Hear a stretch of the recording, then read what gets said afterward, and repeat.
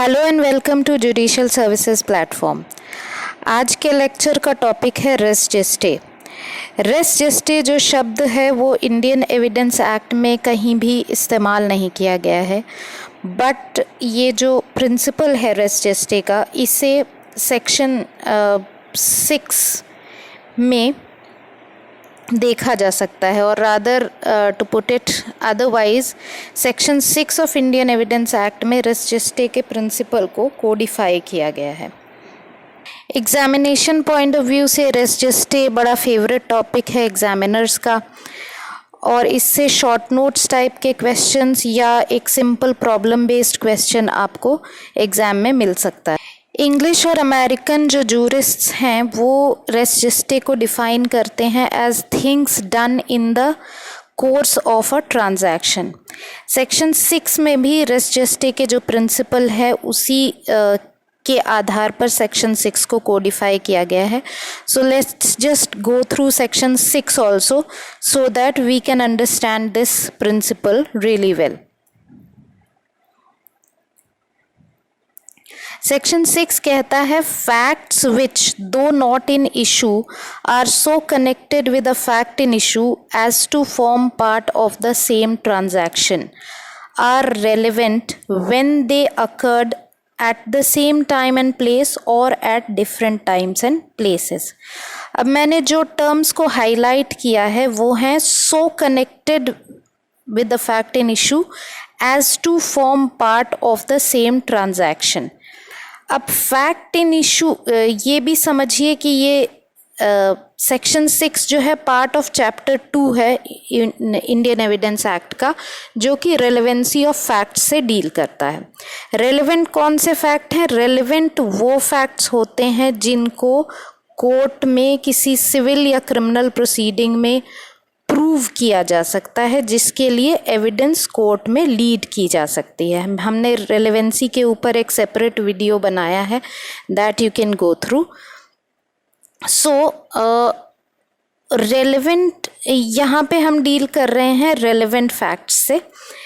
So fact in issue, ये जो relevant fact है ये फैक्ट इन इशू नहीं है। तो कौन से फैक्ट हुए? फैक्ट इन इशू से क्राइटेरियन क्या हुआ? रेलेवेंट फैक्ट का सेक्शन 6 के अंतर्गत रेस जेस्टे में आने वाले फैक्ट्स का क्राइटेरियन क्या हुआ? क्राइटेरियन जो सेक्शन 6 में दर्शाया गया है वो है इस फैक्ट का कनेक्शन होना चाहिए फैक्ट इन इशू से। किस तरह का कनेक्शन होना चाहिए? कनेक्शन ऐसा that it forms part of the same transaction. तो हमने रेस जेस्टे के समय भी सेम ट्रांजैक्शन की बात की। सेक्शन 6 भी जो है वो मेन क्राइटेरिया बता रहा है कि रेलेवेंसी के लिए मेन क्राइटेरिया क्या है? फैक्ट इन इशू से इस प्रकार से कनेक्टेड होना चाहिए, इस तरह से कनेक्टेड होना चाहिए so that it forms part of the same transaction. तो अब आप ये कहेंगे सेम ट्रांजैक्शन क्या भला है? So let's understand that first. Same transaction को समझने के लिए हम इलस्ट्रेशंस को देख सकते हैं। इलस्ट्रेशन ABCD दिए हुए हैं सेक्शन 6 में। You can go through all the illustrations. मैं पहले वाले इलस्ट्रेशन A को सेंटर करती हूँ। इलस्ट्रेशन A है, A is accused of B's murder bye beating him. तो ए ने बी का मर्डर कर दिया, मार मार के, पीट पीट के मर्डर कर दिया। तो ये जो घटना होती है, या सिविल मैटर में अगर कोई कॉन्ट्रैक्ट होता है जिसको लेके एक सिविल प्रोसीडिंग चलती है, the writing of a will और मेकिंग ऑफ अ कॉन्ट्रैक्ट, ये जो घटनाएं होती हैं ये कोई आइसोलेटेड फैक्ट नहीं होता है।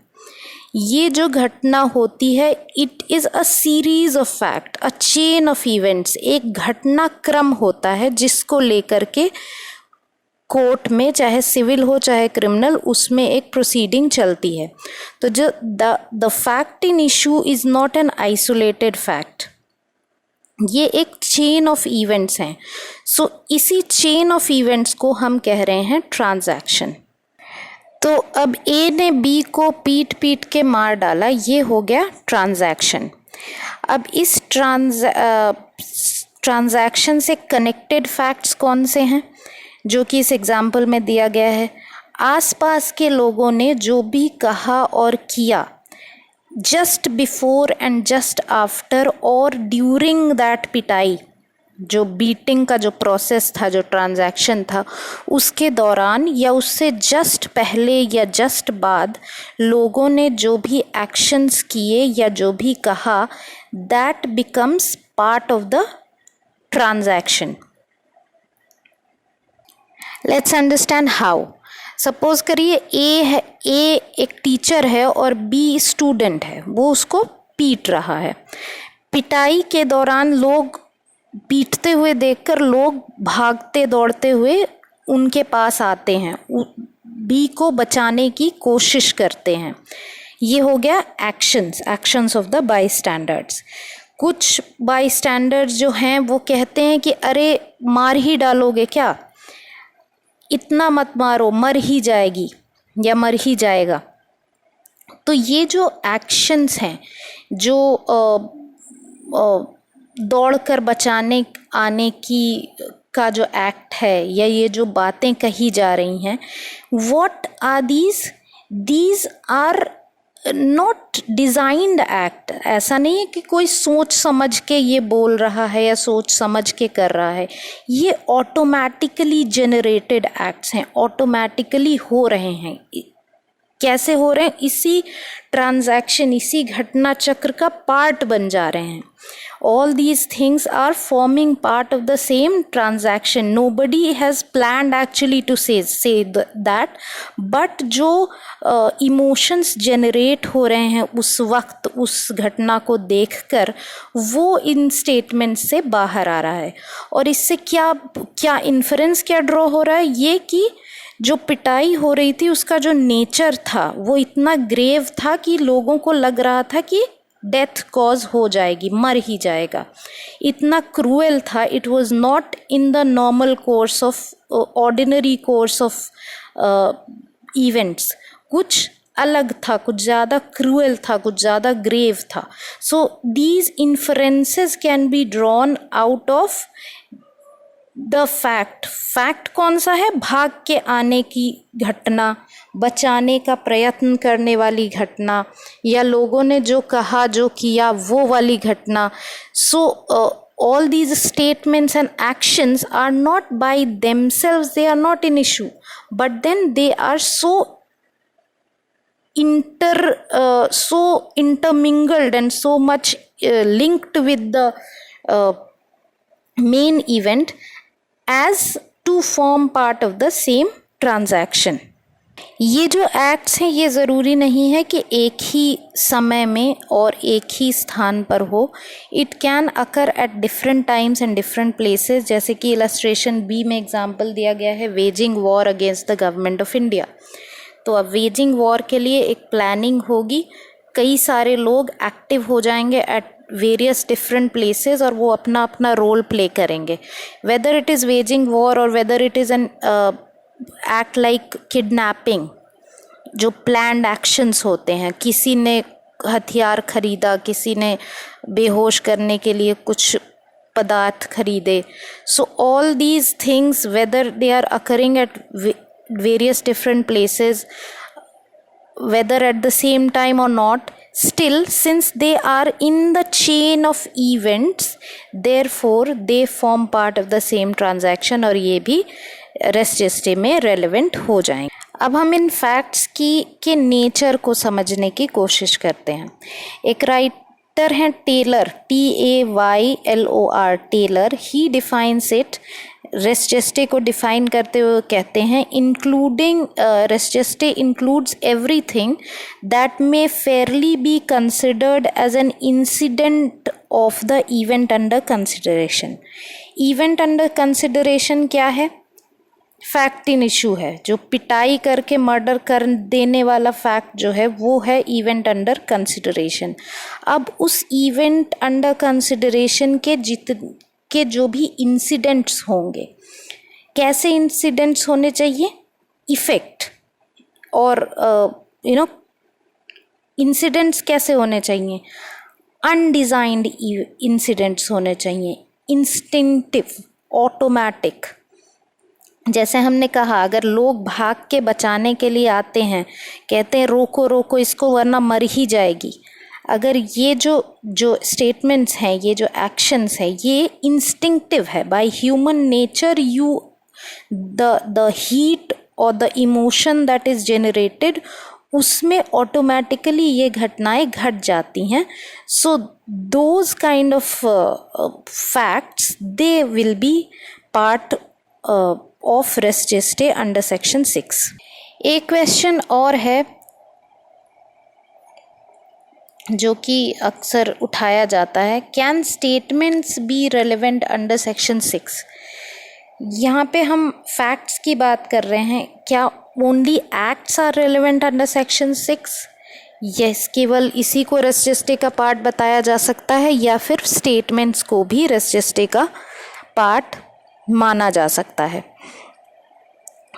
तो द आंसर इज यस। ये तो इलस्ट्रेशन ए से भी क्लियर है, यहाँ पे भी लिखा हुआ है वॉट एवर वॉज सेड और डन बाई ए और बी और बाई द बाई स्टैंडर्ड्स, मतलब जो अक्यूज्ड है, जो विक्टिम है और जो आसपास के लोग हैं, उन सबके एक्शंस और उन सबके स्टेटमेंट्स को हम रेलेवेंट कह रहे हैं under section 6।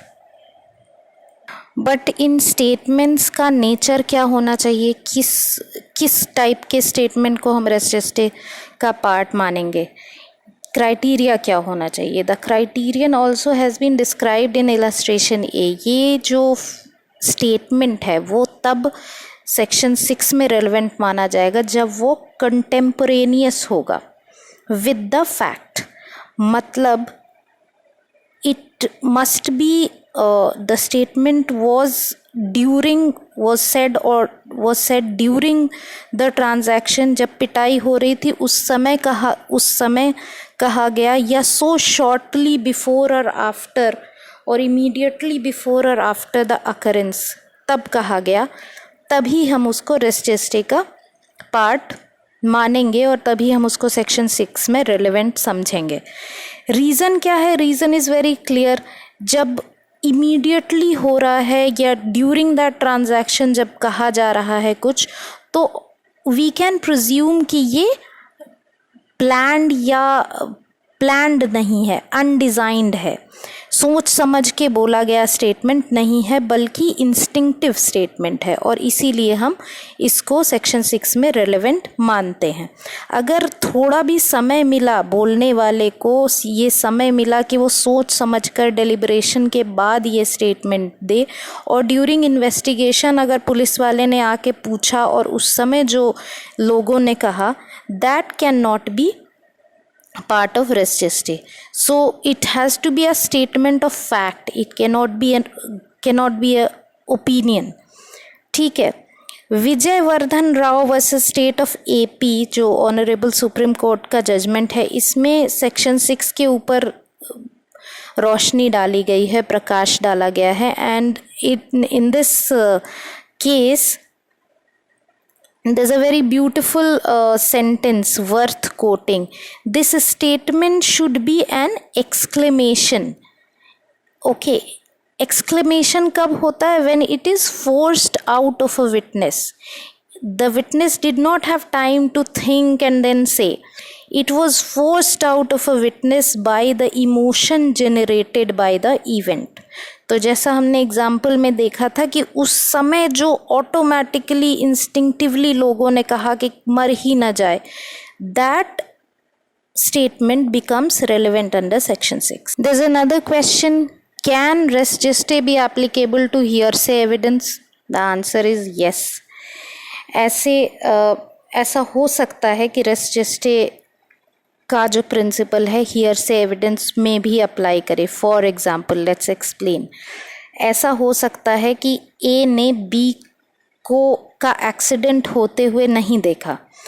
A only saw a speeding vehicle passing by, एक गाड़ी ज़ोर से स्पीड से चली गई, एक्सीडेंट हुआ, उसने एक इंजर्ड पर्सन को देखा, वो इंजर्ड पर्सन के पास आया और जो इंजर्ड है उसने एक्सप्लेन किया उसको the nature of the accident. उसने कहा इसने जानबूझ के मुझे मारा है क्योंकि इसकी मुझसे दुश्मनी थी। तो ये जो स्टेटमेंट है, because it is also forming part of the same transaction, बिल्कुल एक्सीडेंट हुआ और तुरंत कोई आया और तुरंत उसने किया, तुरंत अगर यही स्टेटमेंट थोड़ी देर के बाद कहा जाए then that will not form part of the same transaction. However हम उसको डाइंग डिक्लेरेशन में तो रेलेवेंट मान सकते हैं, बट सेम ट्रांजैक्शन मानते हुए सेक्शन 6 में नहीं रेलेवेंट मानेंगे।